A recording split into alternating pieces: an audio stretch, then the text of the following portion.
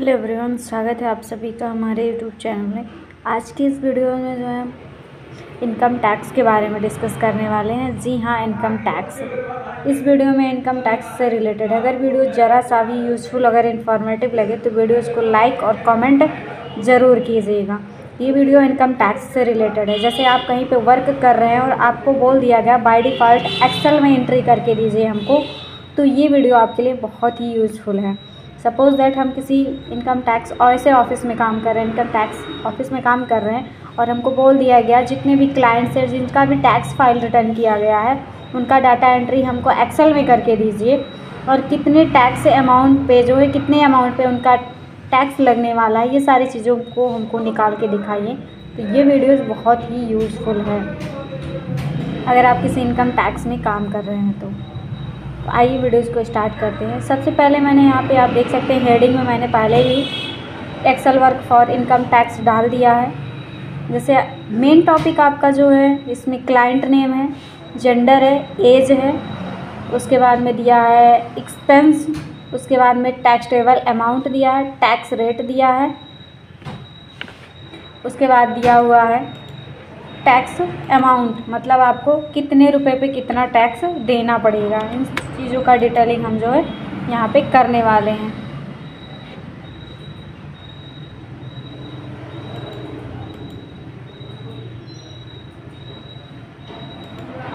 आप देख सकते हैं मैंने डेटा को जूम कर दिया है थोड़ा सा।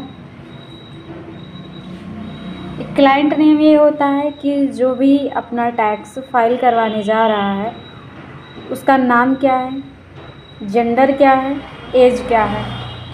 तो सबसे पहले हमने डेटा को टाइप कर लिया था, इसको हम थोड़ा सा कलर दे देते हैं और ये थोड़ा सा अट्रैक्टिव लगने लगता है। और फिर से डेटा को सिलेक्ट करते हुए जितने भी डेटा रेंज में हमें ऐड करना है उतने को सिलेक्ट करके हम बॉर्डर्स दे देंगे, थोड़ा अच्छा लगने लग जाए। ये देख सकते हैं आप। अगर आप फॉन्ट को चेंज भी करना चाहते हैं तो आप इसे चेंज कर सकते हैं आप अपने हिसाब से, ये देख सकते हैं। बट हमारे लिए सबसे सही वही था तो हम वहीं पे रहने दे रहे हैं। आप देख सकते हैं ये आपके ऊपर डिपेंड करता है आप कैसा रखना चाहते हैं।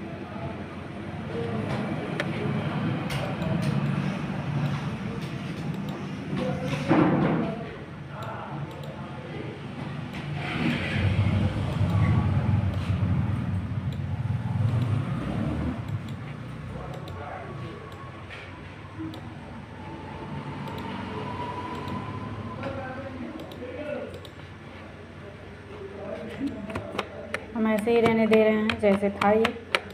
आप अपने हिसाब से एंटर कर लीजिएगा, एडिट कर लीजिएगा। सबसे पहले यहाँ पे जो हम ले रहे हैं क्लाइंट नेम आप चाहो तो सीरियल नंबर भी ऐड कर सकते हो, बट हमने यहाँ पे डायरेक्ट जो है नाम लिया है। जैसे मान के चलो हम यहाँ मिस्टर डाल दे रहे हैं, यहाँ पे डाल दे रहे हैं मिस्टर अमित। इन्होंने जो है ये जो है मेल है, यहाँ पे हम जेंडर डाल दे रहे हैं, एज हम डाल दे रहे हैं 25 ईयर। आप अपने हिसाब से डाल सकते हो।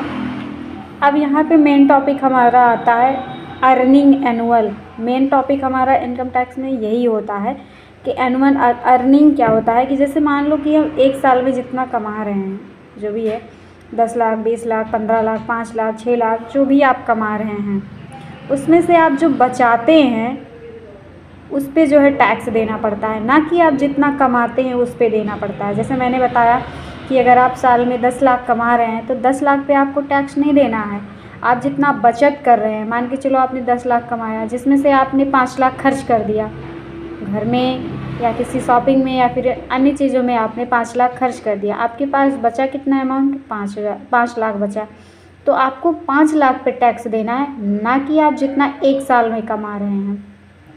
बट यहाँ एनुअल अर्निंग में हमको एक साल की कमाई डालनी पड़ेगी। मान के चलो एक साल का यहाँ पे जो है 3.5 लाख है, यहाँ पे हम डाल दे रहे हैं एक्सपेंस। यहाँ दूसरा टॉपिक आता है, एक बार हम फिर से बता देते हैं एनुअल अर्निंग का मतलब क्या होता है। एनुअल मतलब जो होता है अर्निंग, ये पूरे एक साल की कमाई होती है। अब इसमें से आप कुछ परसेंट खर्च कर देते हैं तो एक्सपेंस के अंतर्गत चला जाता है। यानी कि एनुअल का मतलब पूरे एक साल की कमाई, सीधी सी बात है कि आप जितना एक साल में कमा रहे हैं वो एनुअल के अंतर्गत आता है। अब आते हैं एक्सपेंस में। एक्सपेंस का मतलब होता है खर्च। जैसे हमने बताया कि अगर आप 10 लाख कमा रहे हैं एक साल में, जिसमें से आपने 5 लाख खर्च कर दिया, बचा कितना? 5 लाख। तो यहाँ आपको एक्सपेंस लिखना है कि आप जितना खर्च कर ले जा रहे हैं। मान के चलो हम यहाँ 1,80,000 खर्च कर दे रहे हैं। अब बचा कितना हमारे पास? जो बचा उसी पे हमें टैक्स देना है, जो बचा हमें उसी पे टैक्स देना है। तो ये चीज़ हम कैसे निकालेंगे? सीधा सा इक्वल लगाएंगे, एक्सपेंस को माइनस कर देंगे एनुअल से, इससे बचा हुआ अमाउंट निकल जाएगा। टोटल सॉरी, हम यहाँ पे उठाएंगे इक्वल और लगाएंगे एनुअल एक्सपेंस माइनस, यहाँ देखो अर्निंग उठाएंगे और माइनस कर देंगे एक्सपेंस को, ये आ जाएगा 1,70,000। अब बचा हमारे पास कितना? 1,70,000। अब गवर्नमेंट इसी पे टैक्स लगाएगी, ना कि 3.5 लाख पे कमाएगी। नॉर्मल मैंने लिया है, उस पर नहीं लगाएगी, उस पर जो है बचे हुए पे लगाएगी। इतना है। अब जैसे क्या होता है कि टैक्स भी अमाउंट के अकॉर्डिंग पे लगता है। जैसे अगर आपका 2.5 लाख से अधिक इनकम है या 2.5 लाख है तो 2.5 लाख पे तो 0% लगता है। 2.5 लाख से अगर नीचे का आपका अमाउंट है तो उस पर 0% लगेगा। लेकिन अगर आपका 2.5 लाख से अधिक इनकम है तो उस पर जो है ज़्यादा लगता है। जैसे 5 लाख पे 5%, 7.5 लाख पे 10%, ऐसे ऐसे करके लगता है। तो आपको उसी बेसिस पे निकालना पड़ेगा। तो यहाँ पे हमें सबसे पहले निकालना है टैक्स रेट, कि मतलब इस पर कितना टैक्स लगेगा। जैसे कि मैंने बताया कि जब 2.5 लाख से अधिक इनकम होता है तो हमारा 5% का लगता है। जैसे 5 लाख हो गया, 7.5 लाख हो गया, उस जैसे जैसे अमाउंट बढ़ता है वैसे वैसे बढ़ता है। तो हम कैसे निकालेंगे इस पर? आइए एक फार्मूले की मदद से करते हैं। सबसे पहले इक्वल लगाएंगे यहाँ पे और लिख देंगे इफ़, और लगाएंगे ब्रैकेट्स, और यहाँ टैक्स टेबल अमाउंट, यानी कि हमें इसी पे टैक्स देना है। जो हमने बचा के रखा है अमाउंट, खर्च करने के बाद जो आपका बचा है उसे आपको देना है। इसको सेलेक्ट करेंगे। इतना करने के बाद हम लगाएंगे ग्रेटर दैन इक्वल, यहाँ पे लिख देंगे हम 2.5 लाख थोड़ा 50,000। इसी पे जो है हमारा, अगर हमारा इनकम 2.5 लाख होता है या 2.5 लाख से नीचे होता है तो उस पर 0% टैक्स लगेगा। तो उस पर 0% टैक्स लगेगा। लेकिन अगर हमारा अमाउंट 2.5 लाख से अधिक होता है, अगर हमारा अमाउंट 2.5 लाख से अधिक होता है तब कैसे क्या करेंगे? तो फिर से हम सेम प्रोसेस करेंगे। इसको उठाएंगे और यहाँ लगाएंगे इक्वल और ग्रेटर देन। अगर 2.5 लाख से अधिक हमारा इनकम हुआ, यानी कि 5 लाख तक का गया, तो उस पर जो है हमारा 5% का टैक्स लगेगा। कामा लगा के हम 5% लिख देते हैं, आप देख सकते हैं फिर कामा। फिर से सेम प्रोसेस। अगर उससे भी ज़्यादा हुआ, यानी कि 5 लाख से भी ज़्यादा हुआ, तब क्या करेंगे? फिर से इसी टैक्स टेबल अमाउंट को उठाएंगे, greater than equal greater than, और इस बार लिखेंगे हम 7.5 लाख। तो इस पे जो है हमारा लगता है 10%, यानी कि अगर 2.5 लाख हुआ या 2.5 लाख से नीचे हुआ तो उस पे जो है 0% लगेगा। लेकिन अगर उससे अधिक हुआ, यानी 5 लाख गया तो 5%, 7.5 लाख गया तो, यानी कि इसके बीच में जो रहता है तो उसी के बेसिस पे लगेगा। ये ब्रैकेट्स लगाएंगे 3 बार और कर देंगे इंटर। ऐसा इंटरफेस देगा, कर देंगे ओके। आप देख सकती हैं 0%। क्यों? क्योंकि ये तो 2.5 लाख से अधिक नहीं है और ना ही 2.5 लाख है, यानी कि 2.5 लाख से ये नीचे है, इस पे इसलिए सबसे कम लग रहा है। अब अमाउंट कितना बनेगा ये कैसे हम निकालेंगे? सीधा सा इक्वल लगाएंगे, इसको उठाएंगे और मल्टीप्लाई कर देंगे टैक्स टेबल रेट से, यानी कि कितना टैक्स लग रहा है। आप देख सकते हैं 0% का अमाउंट बना, यानी कि 0% है तो 0% ही अमाउंट बनेगा। एक बार हम और करके दिखा दे रहे हैं।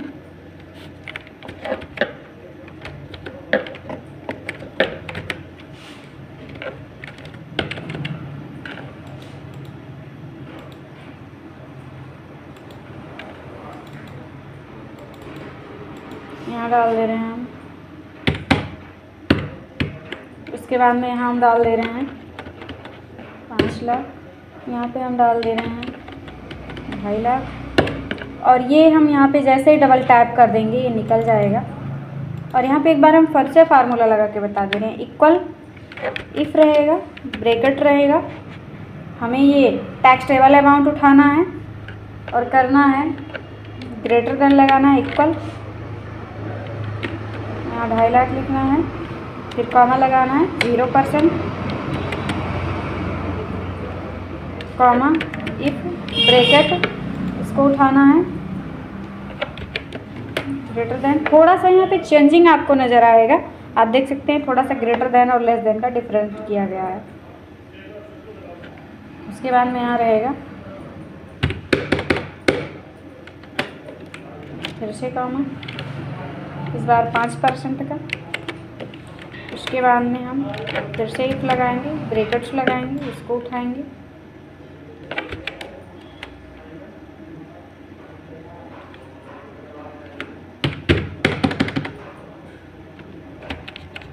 ब्रैकेट लगाएंगे, आप देख सकते हैं, और कर देंगे इंटर।